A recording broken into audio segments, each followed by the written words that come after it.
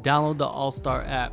Make your picks for UFC fights, challenge your friends, level up and win prizes. Link in description. Get it now. All right, Lisa, it is fight week. It's your 8th trip to the Octagon. Has this Yeah. fight week been any different from any other fight weeks in the past? So the last fight week, I didn't make a big deal about it because fight week. You don't know whether you're going to have a hit or miss, so to speak. But when we came back on Sunday, I tested positive for COVID. So last fight week was miserable because I was sick, and this fight week has been amazing because I'm not. So it's been a little bit since doing the weight cut because of the injury. But we are feeling great. The weight is looking fantastic. So now we're just waiting time to get into the Octagon on Saturday. All right, well, we got to talk about that. The Yeah. performance in the last fight. You were sick the whole week. Nobody even knew. I've never even heard anything about it. How did you feel entering the Octagon then for that fight? Horrible. So we fly in on Tuesday. Wednesday morning, I'm to the point where I'm so nauseous. I can't even go downstairs and get coffee. And my throat was killing me. But honestly, obviously I know the UFC would have taken care of me if I said that I was sick. It was more with during fight week, you can get in your head a little bit. And so it's like, okay, so I don't want to get in my head. I don't want to make myself seem worse just by thinking about it. But I was a wreck. Sore throat the entire time. Couldn't really put down any food, and the workouts, the training leading up to it, like that week was like maybe 30 minutes. Hindsight's 2020, and I probably shouldn't have done that because that led to torn ligament in my elbow and a year off. But I put up a good fight considering how poorly I was feeling. But yeah, it's something we've talked about with our camp. Won't happen again if someone's feeling not 100%. We're just gonna take care of me first before stepping in the octagon. Well, even on top of that, you had two opponents pull out of that fight as well. So you were dealing with that. How was it handling that before even going to fight week? Yeah, no, I mean it was funny. We were watching the original opponent that I don't think was publicized. She got finished, and from that point, we knew that it was going to be kind of a little bit of a show in terms of finding somebody else to fill in. And then with Loopy, I mean, it was such an opportunity. It was really hard to say no, and I think that was part of the reason why I didn't give myself the ability to pull out.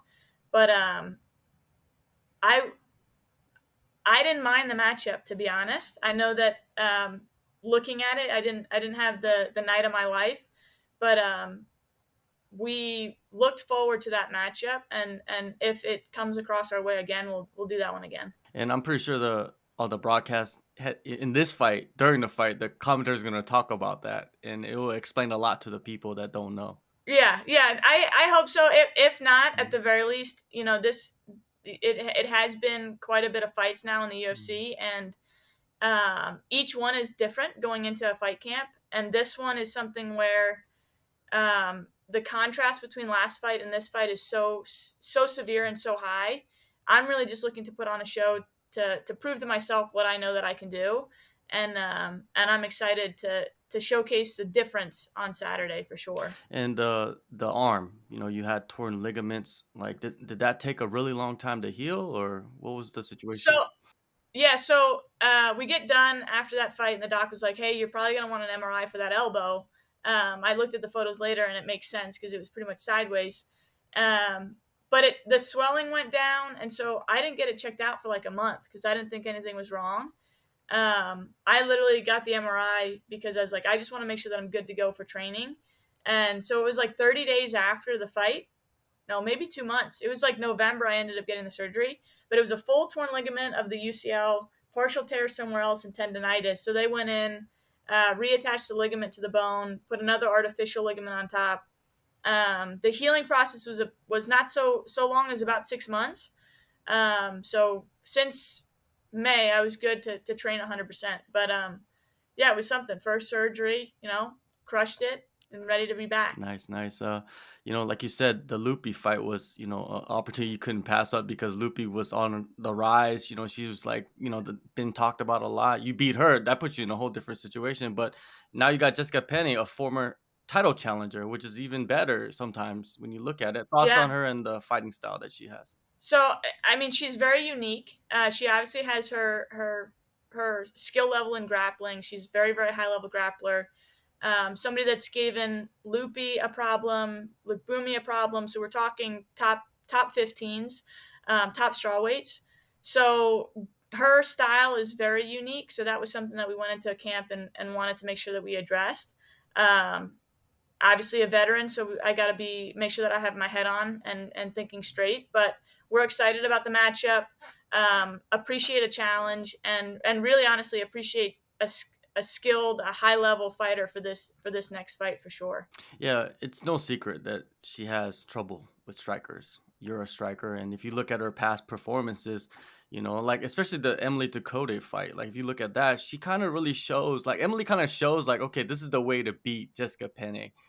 Were you able to Yeah. watch that fight and kind of dissect that? That is, I mean, she should know at this point, but that is 100% a fight that we mimicked, that we're looking to mimic again, and I would say capitalize even more on the gaps that, let's say, she has in her game plan.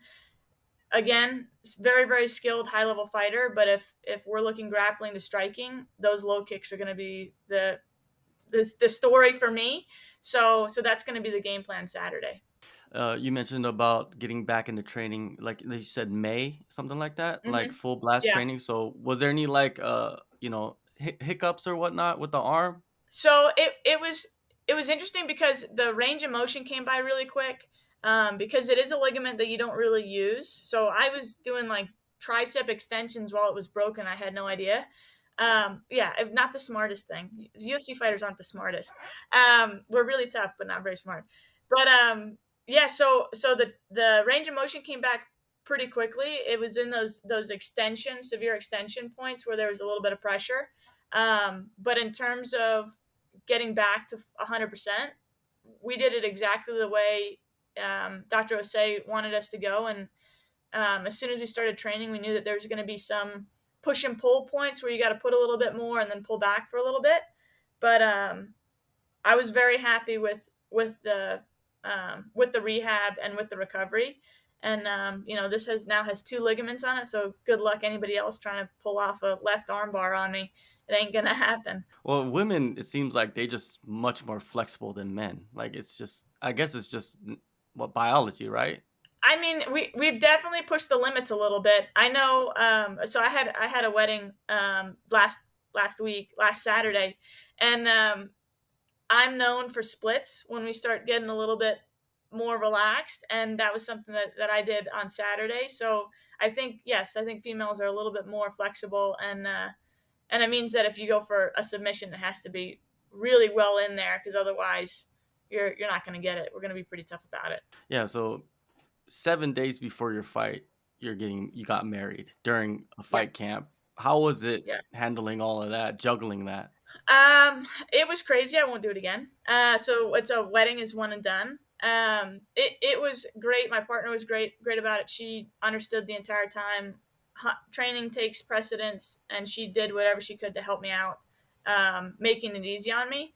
But there was such a contrast between like a dress fitting for a wedding and then going into training and getting a black eye and then trying on shoes and then getting a cut lip. So it was such a staggering contrast in terms of this fight camp because there were moments where I'm doing a hair trial and then the next day, I'm sparring 5 rounds with Fatima and other girls in this camp. So stressful, very busy, happily married, glad it's over, and ready to attack Saturday. So was this date set before even getting the fight? Oh Oh, yeah. so there was No, no. this is yeah, no, there was so it was funny. We locked down the venue for the wedding, I would say September of last year. And at that point I don't think I had the surgery, but once I had the surgery, I kind of told my manager, I was like, listen, after I'd say like June, I'm good to go. Any date after June, I'm good to go. And he comes back sometime in August. He's like, listen, we've got a matchup. He goes, it's October 12th. And I was like, well, that's literally the only date I can't do. So we tried to push back and see if we could do the 5th, but they said, no, we got the 19th. I said, okay, so I'll cancel our little short honeymoon, and we're going to Vegas on Tuesday. And that's how it went. So yeah, the October 12th was one where I thought about the consequences of canceling it or postponing the wedding for just like maybe a millisecond. And I was like, no, the deposit's done. We've done all this planning, can't move. And the UFC was like, okay, we can do the 19th. So here we are, Hey, week if after. you could juggle that, you could juggle anything during fight camp, right? Oh yeah, yeah. The towards the end of it, it was all these little things and the color of what type of candle it was in whatever room. I Mm. never want to have to think that much about whether it's a gold candle or a silver candle. Please, please, never again. So it was definitely a unique experience. Um, and if I'm lucky, it'll only happen once. Yeah. So it's good. Yeah, that's good, Yeah. that's good. Congratulations on that, you know, Thank you. Thank it's you. a milestone for sure.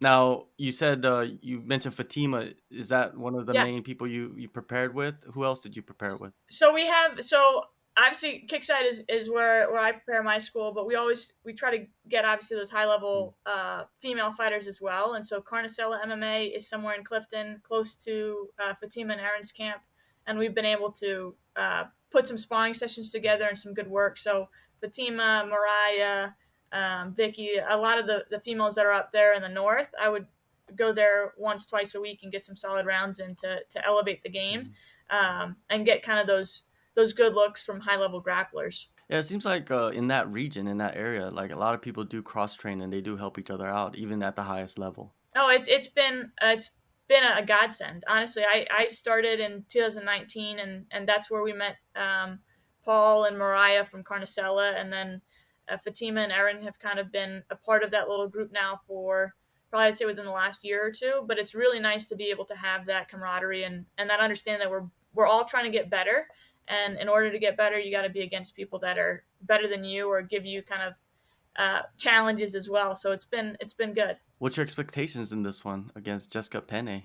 I think, like most of my fights, they're either going to go really well or they're going to be a challenge. I think her veteran experience and her caliber definitely makes it to where this is a fight that I can't let off the gas pedal.